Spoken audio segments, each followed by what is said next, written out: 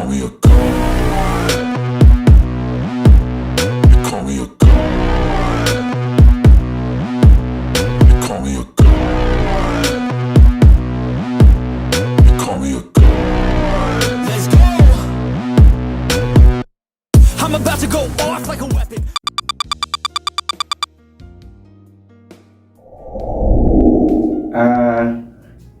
There's still, I think it brings the questions in a different way, because I don't think whether kids are being punished. Nowadays I don't think it's healthy, kwa sababu unaweza pata mtoto ametandikwa akatoka home. It's like watoto wa siku hizi wanapatwa ongeleshwe. Yes, any form of punishment would help, even if the person you are administering that punishment doesn't benefit. It will act as an example to the rest. So if you don't spoil the road, definitely the child will be spoiled. Yeah, it's still kids, because you can't compare the kids in the countryside and the kids that are being raised in the city. You know, the kids in the city, they are not being brought up properly because there is no corporal punishment.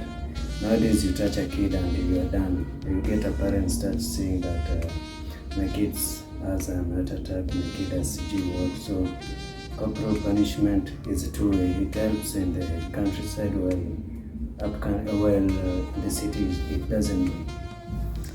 Yeah, I think corporal punishment still helps as long as it is administered according to, let me say, if it is administered well, because if you deny a kid a cane, you have spoiled the kid.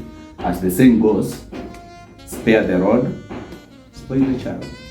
People who are brought up in my generation, I think they know what corporal punishment is, and yeah, it helps a lot, because even the Bible says, if you spare the rod, you're going to spoil a child. So I think, I don't know, but it helps, and I would encourage all parents to ensure that they don't just tune out. And then modern parents, they just use a slippers, and the slippers, what it does is that it's like the sound is bigger than the pain it's trying to inflict. So I would really encourage that we still continue training our kids for them to grow in the right way. And African kids are very, what can I say? They are strong. So if you don't encourage such kind of punishment, then you'll be spoiling them.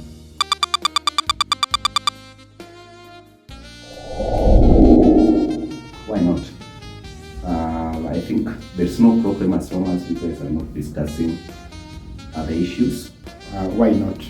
The ex doesn't mean that being an ex doesn't mean that you are an adversary. So there are things that you can still share. You might find that your ex was even at your job place. You won't quit because of that. Unless there's something going on beyond that, but I don't expect anybody after vomiting to again lick the vomit. There's no problem with being in contact with your ex. Yeah, it will depend on what we are discussing, but I'm a guy that believes in eye contact. But some people, you might maintain eye contact, but they still openly and blankly lie to you. Personally, I have contacts, my contacts. I don't know whether you mean communicating or not, but if it's a phone contact, I have it and we don't communicate. And some whom we communicate somehow, maybe hi and that's all. But I don't think if she was not fit for you before you parted ways, she can be fit for you when maybe you have moved on. Yeah, why not? Definitely, yeah, I can, because I believe that when you're in a relationship with someone, you don't really need to be enemies when you part ways. Ni mtoto wa kawaida na people met, you can still maintain my contact with my ex. But it depends. If the ex is jeopardizing your current relationship, then I think in that case you'd rather just ensure that they don't communicate to you. But if it's just a matter of talking, this person can even become your business partner, who knows? So I don't see any harm with it.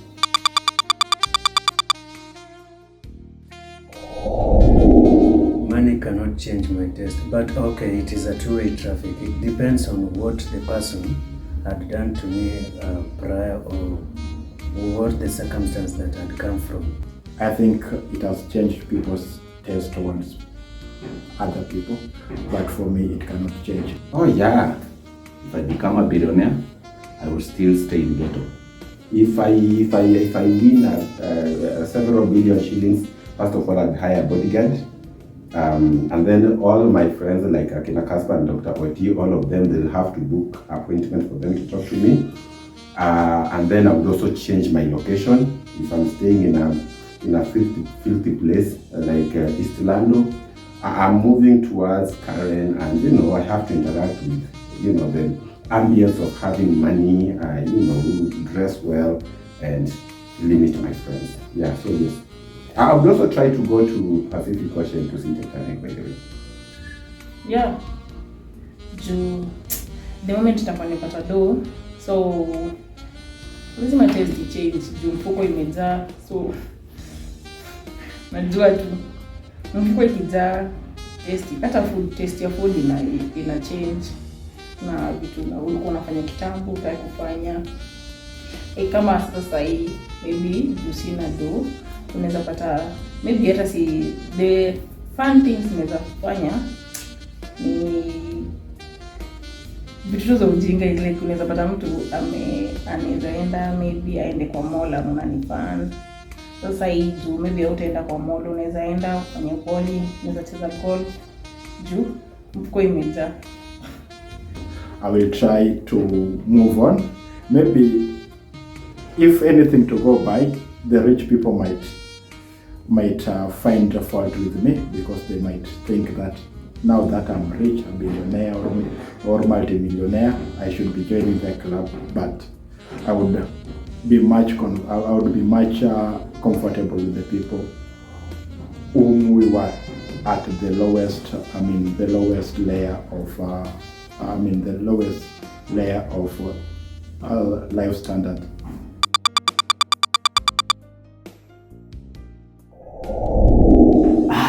Managing debt is quite tricky, especially if you've gone for small amounts. But if you go for large amounts, I think it's better you open a business that will help you cover that debt.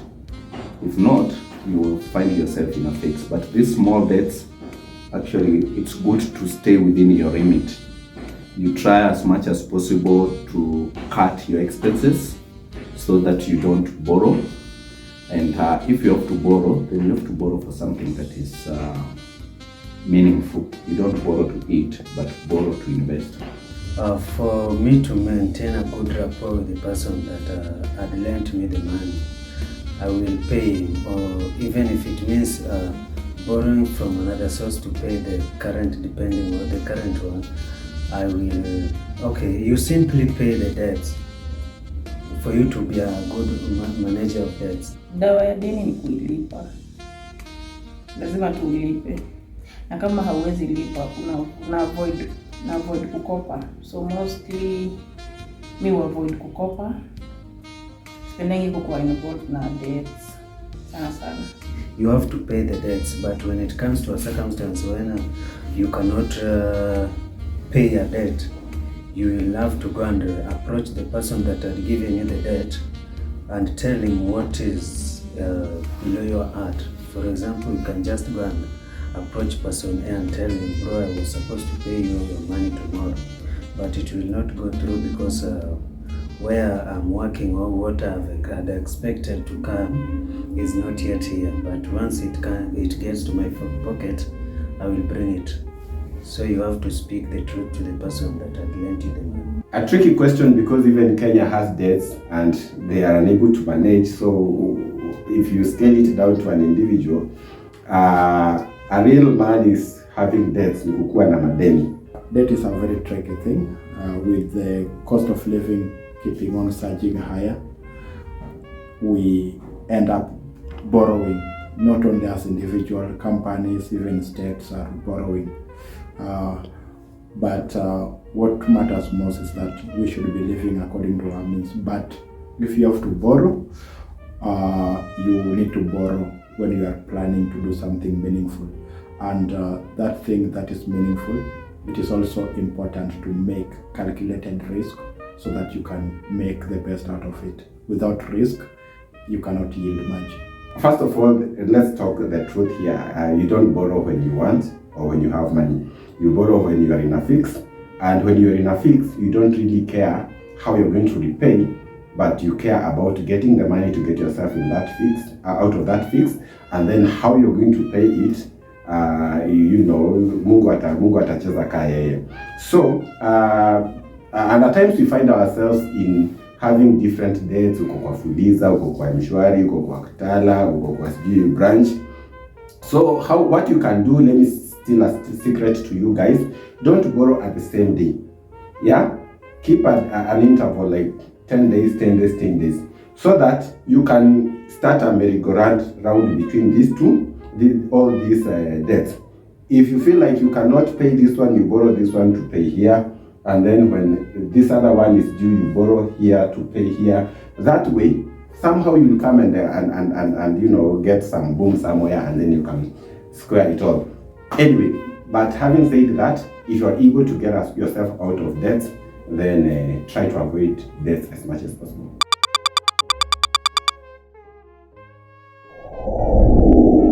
Yeah, I can juu mavazi ndio inaonyeshanga vile mtu anakaa, mostly vile umevaa.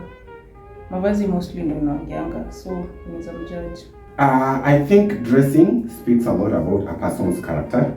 So I would say yes or no, because if I'm going for looks, then hata mtu akivaa magunia, they'll still be appealing. But if I'm going for character, then of course the way you dress yourself speaks a lot about yourself. We talk about first impression. So if I would want maybe to get a wife material, I wouldn't want to go to someone who is dressing in a way that, it's erotic, if I can use that word. But if I just want a casual relationship and I don't really care, I want someone to hang around with, go for dates and take alcohol, then of course looks won't really matter, and those are the kind of people you'll find out there. I'm not that into fashion, so clothing or dress code will not matter that much. Dressing matters a lot. As much as in the book of Kitumbua Kimeingia Mchanga, they try to bring the juxtaposition of the same, but the way a person dresses communicates a lot. For instance, you can't find a lady who is walking around almost naked and then you just say that her character is better than the way she dresses. If she really cares, she will not even expose those ways. Of course, yes. You can see if somebody is just regular, appearing the same way, you might not. It is very easy to know, because if a lady can, nyamba around you, you just know that this person is already either driving you out or already too much into you. So the dressing will tell you that they are doing something to entice you into their direction. So good dressing would mean that definitely somebody doesn't dress for themselves, they dress for people to see them, and that person might be you.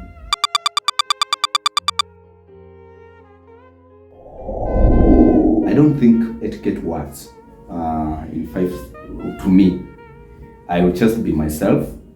I will maintain my culture. If it means I will not struggle with those spoons and whatever, I will just go wash my hands, eat the way I'm supposed to eat. A customer, a client, a relationship, you must observe well, because you cannot go there because you are the person they are serving. You cannot just go there and start shouting, waiter, what. So you first the customer and the client and the waiter or waitress or the serviceman that is there, you must create some good relationship with them. But you should not also go overboard by being too mshamba, I think. No, you should not be too mshamba, but you try to maintain yourself. But trying to behave like wazungus is just another way of selling your culture. Mwachamila ni mtumwa. Another thing, you just use words like may I, please. So that is, if you use words like may I or please, you simply already got the etiquette that you need in a 5-star hotel. One thing that I don't lose about myself is how I eat when I am at my place. And being an African man or being African, I normally use my hands.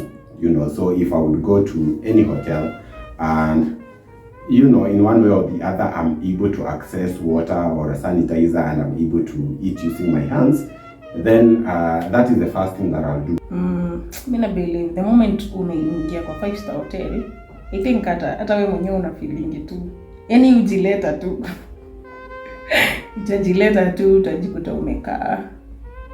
Yaani umekaa tu, maybe ukitense ama ukikuwa nervous. But me sidhani kama kuna, if it's your first time, it's your first time. But there are those etiquettes that you need to observe, whether you are eating using your hands or, first of all, you're not supposed to talk when you have food in your mouth, because at the end of the day, utapata you are spoiling the eating mood and appetite of other people. So you swallow the food, continue talking. That is 1. 2. Bite what your mouth can accommodate at a time. Don't eat as if chakula inaisha leo. So kula kidogo kidogo at a time. Ukisikia unanyongwa, kunywa maji, my friend. No one is chasing you. Number 3, when you go to this high-end hotel, like 5-star hotel, you'll find because the way they serve is like a buffet. So if you go to a sufuria where there is food that you don't know, my friend, don't experiment. Ukipatana na minyozi kwa hapo, please leave them. Hizo ni za Wahindi. Kula ugali yenye umezoea, endea mukimo na wende maragwe. You can even do a chapochoma there, a concoction of chapochoma, but don't eat food that you're not used to, because the next thing, you'll either leave that food on your plate because it's not tasting the way you want, ama utaanza kuharisha after that. Not much things to do. If your money has taken you there, just go and take whatever you can take. But and when going there, it is an experience that you might not enjoy a lot if you are not in those business class. So go there. Don't limit yourself to think that is known to you, because why do you eat what you are going to get at home? So don't mind about what other people are saying. Those people came for their own reason. Unless it is a corporate thing, stick to what other people are doing. But if you took yourself there, don't mind what people will think about you.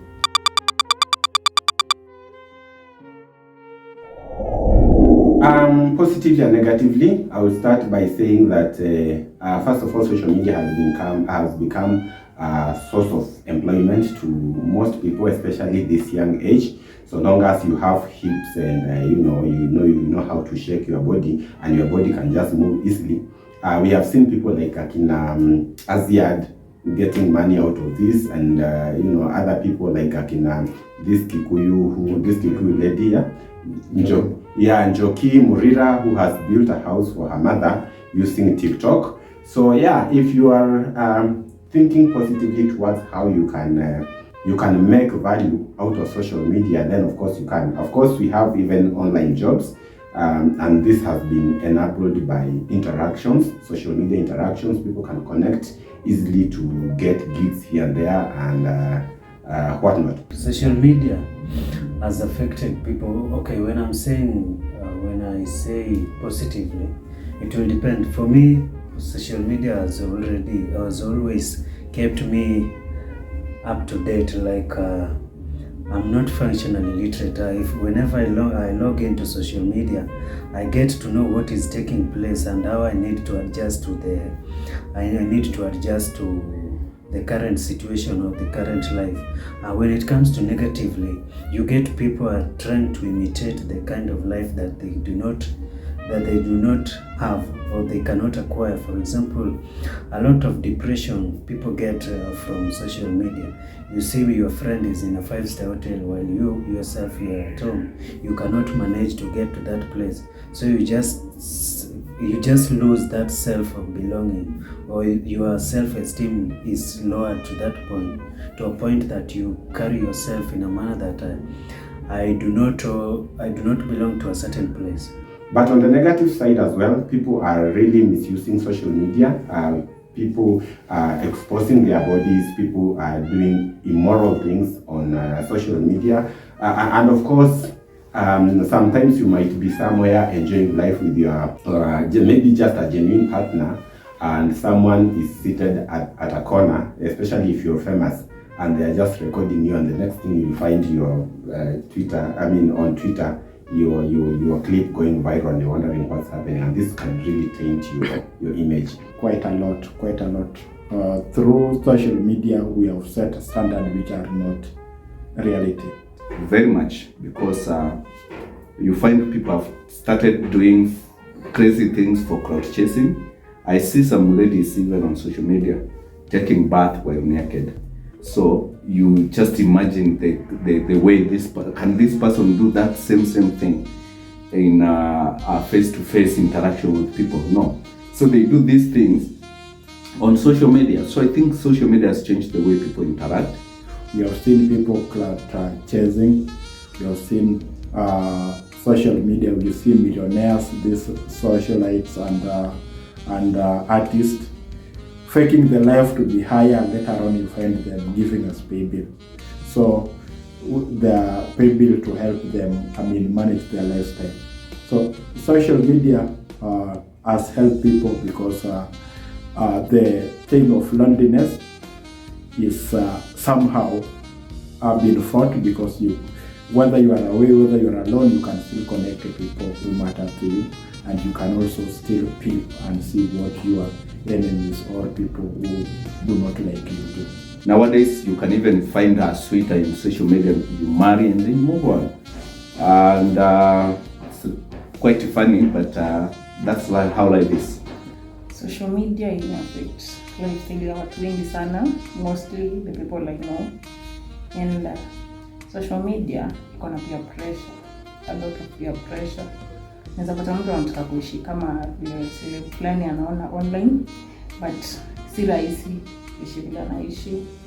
So msee ataenda amekopa, amebuy hizo nguo, ama ameenda kwa relationship yenye hata haimsuit juu anataka kukaa kama couple fulani online, yet hajui au vile hiyo relationship ina struggle.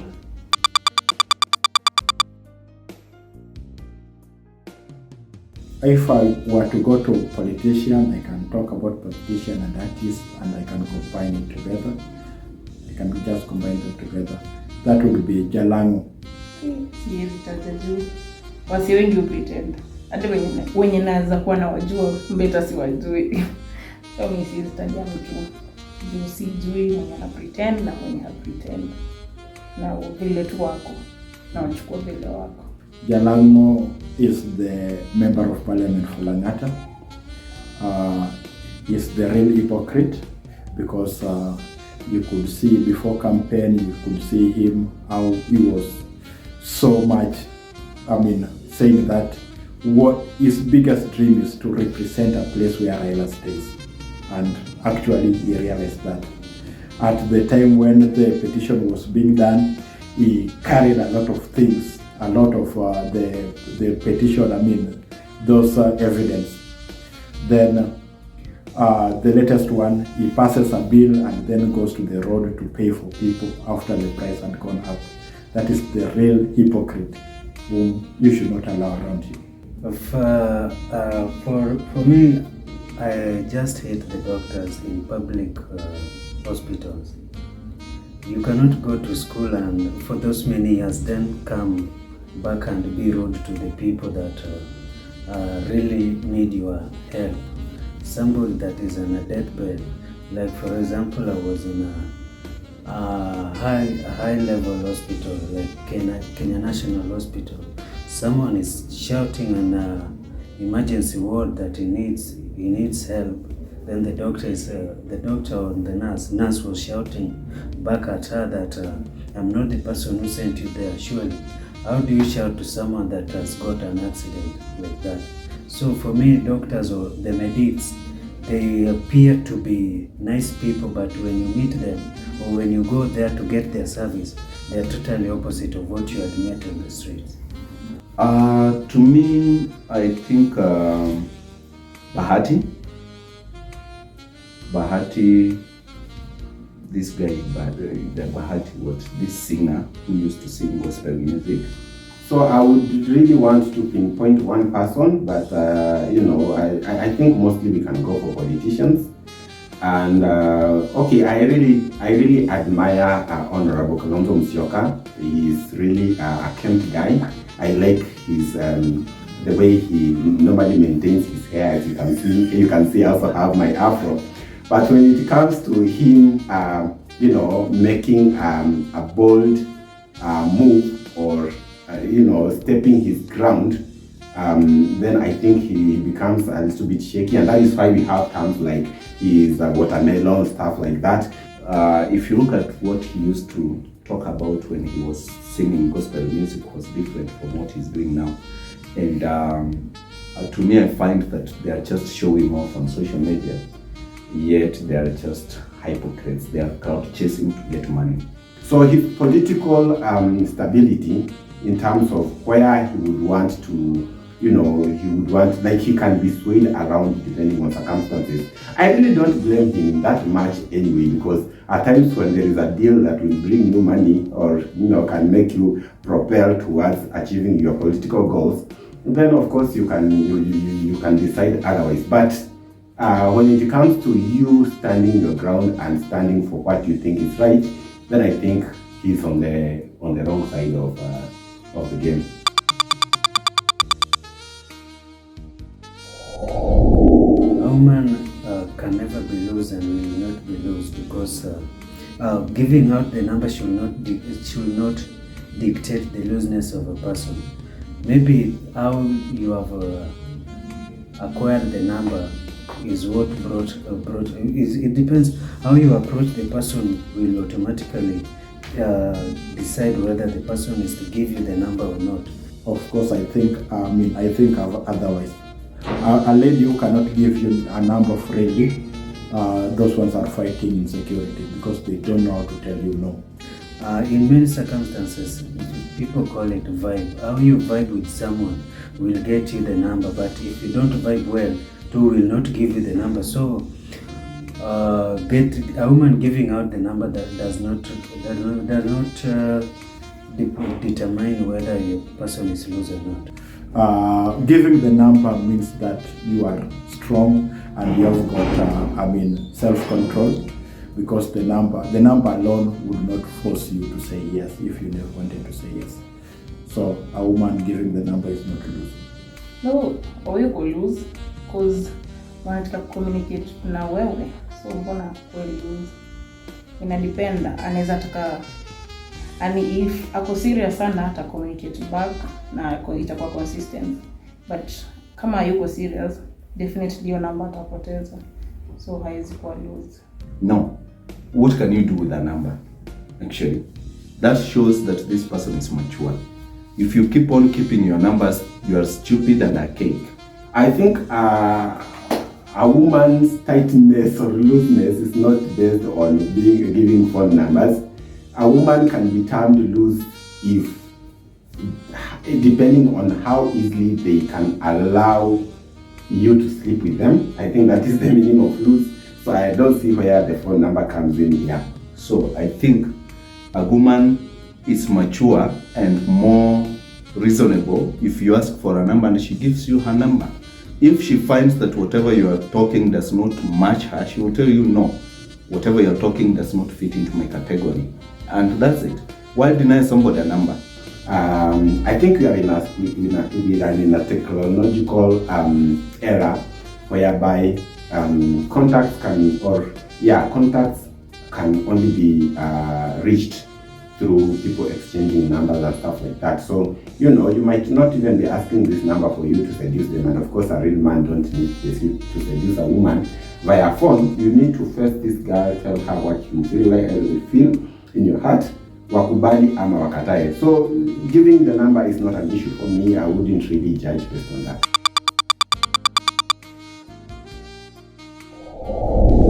You can simply tell in many ways, the service that the partner is offering you can always tell you that the relationship is always hitting a rock. So a good example is when your wife used to, people are not the same, or people are not in the same level. When your wife used to take bathing water to the bathroom, but nowadays she does not do that. When your wife used to iron your clothes, but nowadays you get your clothes not ironed. So you start to wonder what is happening. But all these services used to be there, but nowadays they are not there. So when the service is not rendered to you well, can also determine when the relationship is in a toxic stage. Quite a lot. Things that you used to enjoy. It is just like depression. When you notice that things that you are enjoying together, you no longer enjoy them, can tell you that that the relationship is heading into some turmoil. The moment tumeanza kudate, nitarealize the relationship iko toxic. Wakati huyu utaona red flags, but utaziavoid.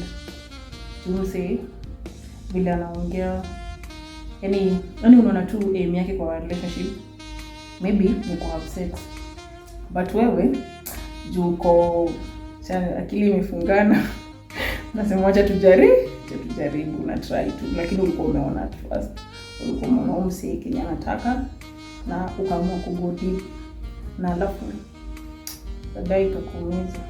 When you see that somebody is building a lot of suspicion, you just know that what they are suspicious of, they could be doing the same thing. So, and basically also the nagging, like when you see somebody trying to match you with another person, like comparison in one way, that other men or other ladies are doing this, why can't you do this? You have your goals. Some are shared goals and others are individual goals, even your partner might not know. So if somebody is pushing you beyond your elasticity, that is telling you that you are not you are going to a bleak future. The highest degree of toxicity in a relationship is when people fight. I'm talking about physical fighting. So that one, I would not accommodate. Nikikuwa na partner naanza kunipiga, nitahama kesho. I go live my own life. Who knows, next time nitapata nimekufa. So if there are no fightings, then these other things, the other issues coming in between, those we can sort out.